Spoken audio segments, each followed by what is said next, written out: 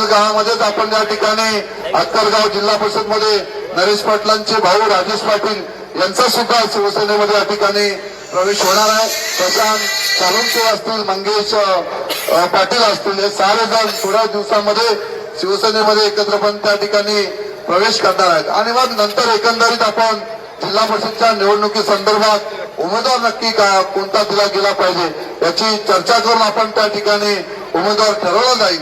परंतु जे आता इच्छुक उमेदवार आहेत यांनी सातत्याने आपलं काम सुरू ठेवावं।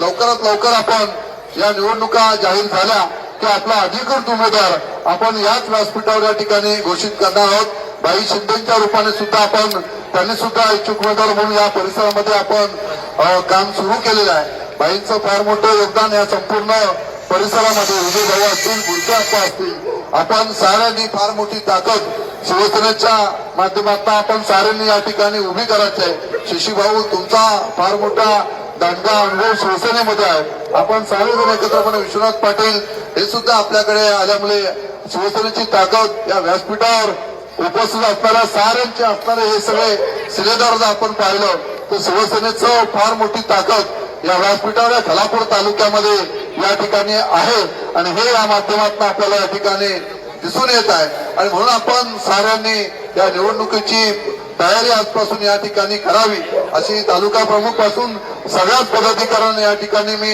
विनंती करतो की आपण चांगलं नियोजन या जिल्हा परिषदच्या पंचायत समितीच्या निवडणुकीमध्ये या ठिकाणी करावं।